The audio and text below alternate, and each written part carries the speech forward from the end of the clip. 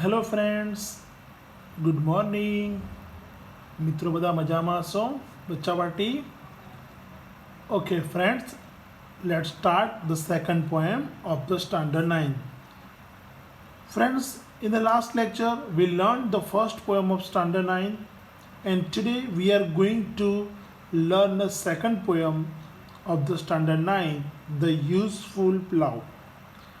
So friends, be ready. Useful means ઉપયોગી. Plough means હળ. ખેતરમાં આપણે જે ખેડીએ છીએ હળ, બે બળદ બાંધેલા હોય ને પાછળ જે હોય ને પેલા ખેતર ખેડવા માટેનું જે સાધન એને પ્લાવ કહેવાય, હળ કહેવાય. ઉપયોગી હળ. બહુ સરસ મજાનું પોયમ છે મિત્રો, બહુ ધ્યાન આપજો. So first of all we recite the poem and I hope તમે પણ મારી સાથે મનમાં ને મનમાં ગાશો. The useful plough. A country life is sweet in moderate cold and heat. To walk in the air, how pleasant and fair. In every field of wheat, the fairest of flowers adorning the bowers, and every meadow's brow, so that I say, no courtier may compare with them who close in grey and follow the useful plough. They rise with the morning lark and labor till almost dark. Then, folding their sheep, they hasten to sleep. Next morning is ringing with birds that are singing. On each green tender bough, with what contentment and merriment. Their days are spent, whose minds are bent to follow the useful plough. મિત્રો તમને poem decide કરવાથી વાંચવાથી તમને એટલી તો ખબર પડી જ ગઈ હશે કે પોએમ શેના ઉપર છે. Dear friends, this poem is about the life of village. મિત્રો ગ્રામ્ય જીવન કેવું હોય, ગામડાનું જીવન કેવું હોય, એ ગામડાના જીવન ઉપર આ કવિતા છે મિત્રો. The useful plough. ગામડામાં કેવું હોય મિત્રો? અત્યારે તો કોરોનામાં બધાને ખબર પડી ગઈ હશે ગામડામાં કેવું હોય. ઇન ધ વિલેજ મિત્રો બધા જ લોકો સેટિસ્ફેક્શન લાઈફ, એક કન્ટેન્ટમેન્ટ લાઈફ જીવતા હોય. કન્ટેન્ટમેન્ટ બોલું છું ભાઈ, પેલું જે કન્ટેન્ટમેન્ટ કોરોનાવાળું એ નહીં. લોકો બધા જ સંતોષકારક લાઈફ જીવતા હોય. સવારે ઉઠવાનું વહેલી સવારે, પછી ખેતરમાં કે પાળીઓ હોય ત્યાં જવાનું, પછી ભેંસોને ધોવાની, પછી વહેલા ઘરે આવીને ગરમ ગરમ રોટલા બનાવવાના, અંદર ઘી કે માખણ નાખવાનું, ચા દૂધ સાથે રોટલા ખાવાના ગરમ ગરમ, પછી 7-8 વાગે પછી તૈયાર થઈ પછી લોકોના ખેતરમાં હુંઢોલ જવાનું. હુંઢોલ આપણે કોઈના ખેતરમાં ગયા ને હુંઢોલ કહેવાય. પછી 11-12 વાગે ઘરે આવે બધા, પાછા રસોઈ કરે, હસતા હસતા બધા ખાય, 1-2 કલાક આરામ કરે, પાછા હસતા હસતા ખેતરે જાય, સાંજે આવે ચાર લઈને, પાછા ભેંસો ધોવાની, ઘરે આવવાનું, ડેરીમાં દૂધ ભરાવાનું, સાંજે ફર્સ્ટ ક્લાસ હસતા હસતા ખાવાનું, બધા જોડે બેસીને જમવાનું, અને પછી હસતા વાતો કરતાં કરતાં સૂઈ જવાનું. પાછા બીજા દિવસ સવારે એવી ને એવી પડે કે વહેલા 4 વાગે ઉઠવાનું, ભેંસો દવા માટે વાડામાં કે પાળિયામાં કે ખેતરે આકડીએ જવાનું. આ કેવી લાઈફ, સરસ મજાનું ગ્રામ્ય જીવન હોય. તો મિત્રો અહીંયા ગ્રામ્ય જીવનનો ઉલ્લેખ કર્યો છે. હવે આપણે ટ્રાન્સલેશન જોઈશું. The country life. ફરીવાર બોલું છું મિત્રો, કન્ટ્રી પહેલે ગામડાનું જીવન. એવું ના સમજતા કન્ટ્રી પહેલે દેશનું જીવન. બહુ ધ્યાન આપજો, મજા આવશે. કન્ટ્રી લાઈફ ઇઝ સ્વીટ, એટલે કે ગ્રામ્ય જીવનની મજા જ કંઈક ઓર છે. ગ્રામ્ય જીવન કેવું હોય? સ્વીટ હોય, મધુર હોય. કેવું મધુર? In moderate cold and heat. ગરમી હોય કે ઠંડી, બધામાં એક સરખું જ હોય. મોડરેટ એટલે મિત્રો મધ્યમ, એક સરખું. અ country life is sweet in moderate cold and heat. ઠંડી હોય કે ગરમી હોય, બધામાં મધ્યમ સ્તરનું હોય. ગ્રામ્ય જીવન બહુ સરસ મજાનું હોય.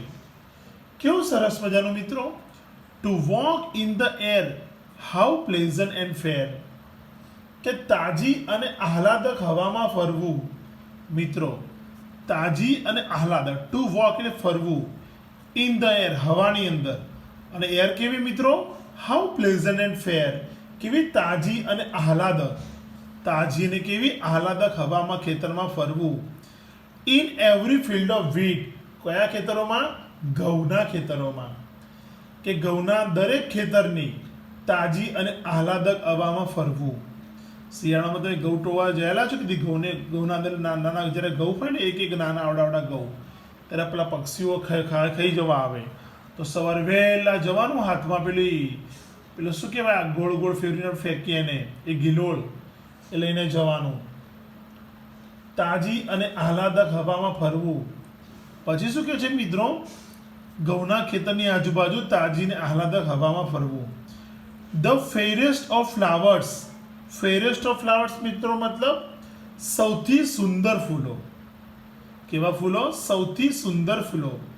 અડોર્નિંગ ધ બાવર્સ, અડોર્નિંગ એટલે શણગારવું મિત્રો, બાવર્સ એટલે ડાળીઓ, આપણે જેને વેલ પણ કહી શકીએ, આપણે લતાકુંજ, એ બધી લતાકુંજને શણગારે છે શ્રેષ્ઠ ફૂલો.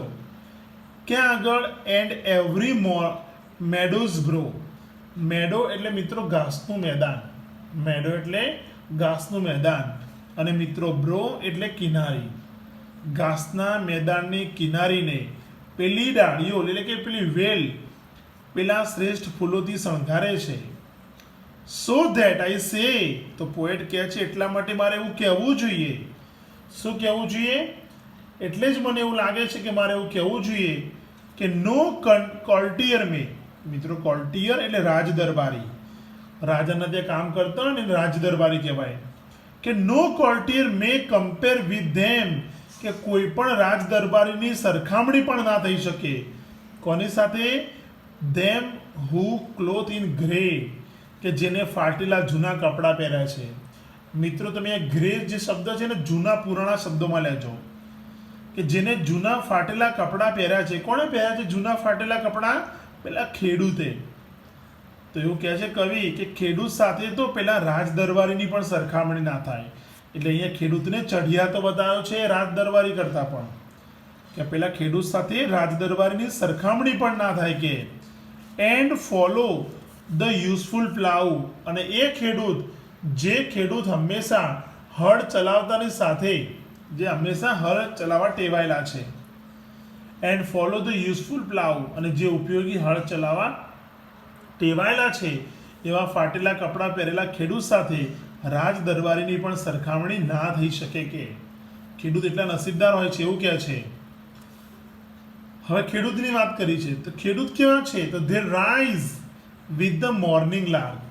મિત્રો મોર્નિંગ લાર્ક એટલે પરોઢિયું, વહેલી સવાર, વહેલી સવારને કહેવાય મોર્નિંગ લાર્ક. મિત્રો લાર્ક નામનું પક્ષી પણ છે. તો વહેલા પરોઢિયાની સાથે તેઓ ઉઠે છે. તેઓ એટલે કોણ? ધે એટલે ફાર્મર્સ, ખેડૂતો. And labour till almost dark, dark એટલે અંધારું, અને અંધારું થાય ત્યાં સુધી લેબર એ લોકો સખત મહેનત કરે છે, પરિશ્રમ કરે છે. તેઓ વહેલી સવારે ઉઠી જાય છે અને અંધારું થાય ત્યાં સુધી મહેનત મજૂરી કરે છે, પરિશ્રમ કરે છે. પછી બીજું શું કરે છે? ધેન ફોલ્ડિંગ ધેર સીટ, એમના ઘેટાઓને પૂરી દે છે. ક્યાં આગળ? વાડાની અંદર. આ ખેડૂતો તેમના ઘેટાઓને વાડામાં પૂરી દે છે. ફોલ્ડિંગ એટલે પૂરી દેવું. અને ઘેટાઓને પૂરીને શું કરે? દે હાસન ટુ સ્લીપ, અને ફટાફટ સૂઈ જાય. હાસન એટલે ઝડપથી, ફટાફટ, અને પછી ફટાફટ સૂઈ પણ જાય છે. ફરીવાર, they rise with the morning lark and labour till almost dark. વહેલી સવારે પરોઢિયામાં ઉઠી જાય છે, અંધારું થાય ત્યાં સુધી પરિશ્રમ કરે છે, સાંજે એમના ઘેટાઓને વાડામાં પૂરે છે અને ફટાફટ સૂઈ જાય છે. પછી શું થાય છે મિત્રો? નેક્સ્ટ મોર્નિંગ, પાછી બીજી સવારે એ લોકોની is ringing with the birds, પક્ષીઓના રણકાર સાથે એમની વહેલી સવાર પડે છે. કયા પક્ષીઓ સ્ટુડન્ટ્સ? ધેટ આર સિંગિંગ, જે પક્ષીઓ ગીતો ગાઈ રહ્યા છે. ક્યાં ગાઈ રહ્યા છે ગીતો? On each green tender bough. મિત્રો બાઉ મતલબ ડાળી. ઈચ ગ્રીન એટલે દરેક લીલી, ટેન્ડર એટલે કોમળ, દરેક લીલી અને કોમળ ડાળી ઉપર જે પક્ષીઓ ગીતો ગાય છે એ પક્ષીઓના કલરવ સાથે બીજી સવાર એમની પડે છે. પછી કહે છે પોએટ કે વિથ વોટ કન્ટેન્ટ એન્ડ મેરીમેન્ટ. મિત્રો કન્ટેન્ટ એટલે સંતોષ અને મેરીમેન્ટ એટલે મજા આનંદ. કેટલા સંતોષ અને આનંદથી, કેટલા વિથ વોટ કન્ટેન્ટ એન્ડ મેરીમેન્ટ, કેટલા સંતોષ અને આનંદથી ધેર ડેઝ આર સ્પેન્ટ, એ લોકોના દિવસો પસાર થાય છે. કેટલા સંતોષ અને આનંદથી ધેર ડેઝ આર સ્પેન્ટ, એ લોકોના દિવસ પસાર થાય છે. કયા લોકો ભાઈ, કોની વાત છે અહીંયા? હુઝ માઇન્ડ્સ આર બેન્ટ, કે જેમના મન જોડાયેલા છે, જેનું મન ફક્ત two follow the useful plough, કે જેનું મન હંમેશા ઉપયોગી હળ ચલાવવામાં જ મગ્ન છે. જેનું મન ઉપયોગી હળ ચલાવવામાં જ મગ્ન છે, ખોવાયેલું રહે છે, એ લોકોનું જીવન કેટલું કન્ટેન્ટ અને મેરીમેન્ટ હોય છે, સંતોષવાળું અને આનંદથી ભરેલું હોય છે. મિત્રો આખી પોયમ તમે એકવાર વાંચી જજો તો મજા આવશે, બહુ જ મજા આવશે. ઓકે, ના ખબર પડે પૂછી લેજો મને. ઓકે, હવે આપણે ગ્લોસરી જોઈ લઈએ મિત્રો. તો ફર્ડ શબ્દ શું છે જોઈ લઈએ આપણે, દેખાતું નથી બરાબર. ઓકે, તો BOWER મિત્રો, બાવર મતલબ સપોર્ટ ફોર ક્લાઇમ્બિંગ પ્લાન્ટ. આપણે એક પ્લાન્ટ હોય ને છોડ, એ છોડને ચડવા માટે જે સપોર્ટ કરીએ છીએ ને બાવર્સ કહેવાય. અડોર્નિંગ મતલબ બ્યુટીફાઈંગ, મતલબ શણગારવું, સુંદર બનાવવું. મેડો એટલે ઘાસનું મેદાન, ઘાસના મેદાનને મેડો કહેવાય. Field with green grass. Bough મતલબ ડાળી. Large branch of a tree, branch એટલે ડાળી. Larger branch of a tree, વૃક્ષની મોટી ડાળી. મેરીમેન્ટ એટલે મજા, ફન. ઓકે, બીજા વર્ડ્સ બી આમાં જે હોય ઓડ કે નવા એ તમે જોઈ લેજો. છતાં એકવાર તમને બધાને કહી દઉં કે ચાલશે ને. ઓકે, ચલો કહી દઉં. કન્ટ્રી લાઈફ એટલે ગામડાનું જીવન. મોડરેટ એટલે મધ્યમ. કોલ્ડ એટલે ઠંડી, હીટ એટલે ગરમી. સ્વીટ એટલે મજાનું. પ્લેઝન્ટ એટલે આનંદદાયક. ફેર એટલે યોગ્ય. વીટ એટલે ઘઉં મિત્રો. ફિલ્ડ એટલે ખેતર. ઓકે, ફેરેસ્ટ એટલે સૌથી સુંદર. ફ્લાવર ફૂલો. અડોર્નિંગ શણગારવું. બાવર એટલે ડાળી અથવા સપોર્ટ. પછી બ્રો એટલે એની હારમાળા એટલે આજુબાજુની લાઈન. પછી કોર્ટીર રાત દરબારી, કમ્પેર સરખામણી કરવી. મોર્નિંગ લાર્ક એટલે પરોઢિયું. પછી લેબર એટલે શ્રમ, પરિશ્રમ. પછી ઓલમોસ્ટ એટલે લગભગ, ટીલે સુધી. ફોલ્ડિંગ સીપ એટલે ગેટાઓને પૂરી દેવા. હાસન એટલે ફટાફટ, ઝડપથી. સ્લીપ એટલે સૂઈ જવું. ઓકે. ટેન્ડર એટલે કોમળ. કન્ટેન્ટ એટલે સંતોષ. મેરીમેન્ટ એટલે મજાનું, આનંદથી ભરેલું. ઓકે. બેન્ટ એટલે જોડાયેલું. પ્લાવ એટલે હળ. ઓકે, હવે ડિયર ફ્રેન્ડ્સ આપણે અહીંયા જોઈશું true and false. State whether the statement are true or false. તમારે બોલવાનું છે friends. The poem is about the farm life and the country side. આ કવિતા ગામડાના જીવન અને ખેતરના જીવન વિશે છે. સાચી વાત છે, true. The village life is unpleasant. Pleasant એટલે મજાનું, અનપ્લેઝન્ટ એટલે મજા વગરનું, દુઃખનું. તો ગામડાનું જીવન દુઃખથી ભરેલું હોય. સાચી વાત છે મિત્રો? ના, તો false. The farmer in countryside are unhappy. તો ગામડામાં રહેતા લોકો, ખેડૂતો છે એ દુઃખી હોય છે. With the hardship in farming. ખેતરમાં મજૂરી કરીને. સાચી વાત છે? ના, તો ફોલ્સ.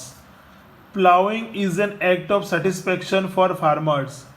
તો કે ખેડૂતો માટે પ્લાઉંગ કરવું, ખેતર ખેડવું એક સંતોષનું કાર્ય છે. સાચી વાત છે, તો ટ્રુ.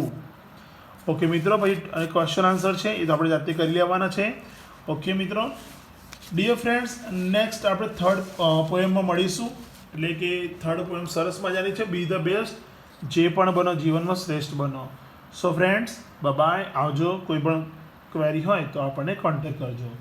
ઓકે ફ્રેન્ડ્સ, તમે લોકો જોઈ રહ્યા હતા DM પટેલ ગ્રુપ ટ્યુશન અને તમે ચેનલ જોઈ રહ્યા છો મયુર પલાસર પટેલ. બાય, આવજો.